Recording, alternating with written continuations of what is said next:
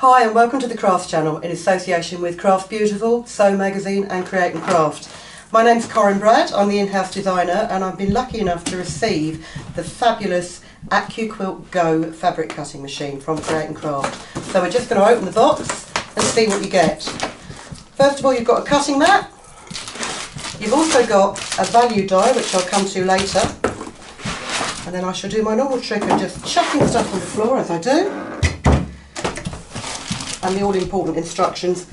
Again, I think I've said it before, read the instructions. I have a really bad habit of never reading instructions and then I mess things up. So, inside this lovely green carry bag, we have the Accuquilt Go fabric cutter. It's really quite light. It's much lighter than I was expecting it to be because it's quite a solid machine. And it's really good for storage because, as you can see, your cutting plates just fold up out the way so you can carry it around. Now I'm just going to open it up so that I've got the handle towards me, and then I'm going to show you the die that comes with it. Now Accuquilt has spent quite a long time perfecting these dies to make them really accurate and really useful for quilters. The other thing that they've done, which is a great little thing, is they've put two-tone foam on a die. So this is like an average die that you normally see with the blade inside it, but quite often you can't see where the cutting element actually is. Here there's no mistaking where you're going to need to cut your fabric. Now they say you can cut 6 layers of fabric at a time of 100% cotton, but that will depend on the thickness of your cotton. So I'm just going to start with one, and I'm just going to take this quite flexible cutting mat out. This again is a nice touch. They do recommend that you use sort of sides alternately, but in old die cutting machines where you had the Perspex mat, you would probably find that after a while you'd used it and they would end up bending and bending and bending. With this being flexible to start with, it will always lay flat on top of your die.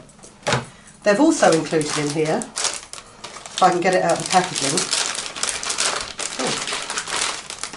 please excuse the rustling of cellophane, there's a really handy little pick. Oh, I've got the sellotape wrapped around that, can't get it off. But this is for just, you would take the tube off obviously, but if you get bits of lint and bits of thread caught in your die, you can just pick it out with a pick. So that it means that every time you cut a new piece of fabric, you've got a nice clean cut. So, this one here, this value die, is to make blocks that are, let's have a look on the packet. Right, it will make a finished 2-inch square, a finished 2-inch square made from half square triangles, and a finished 4-inch square. Now the actual size of this is 4.5 inches. That's so that you've got your 1/4 inch or 6mm seam allowance around each piece. And also, you can't see that to camera, you'll see here that on the half square triangle pieces, they've actually cut the dog ears off that so that you can keep the seams flatter when you're matching up patches. And it also then gives you a guideline for where your 1/4 inch seam is going to be. So, other things that they recommend with this machine is that you run it so that your selvage goes, your selvage edge would be here. So it goes into the machine at a right angle. That's so that, because there's less stretch on the selvage weave than there is on the cross weave. If you've got a piece of fabric like I have here, and I have actually no idea, oh yes I do. This is another tip that I saw on their website. If you can listen, that's quite dull, that's quite high. That is a selvage seam because the threads are tighter on here than they are on the crosswave one. So I want to feed it in so the selvage seam goes into the machine. I'm going to just fold this into 4. I was going to start with 1 piece of fabric. I've got carried away now. I'm going to try it with 4 pieces of fabric. Although I have now completely forgotten which is the selvage seam, so bear with me a second. Right. That is a selvage one.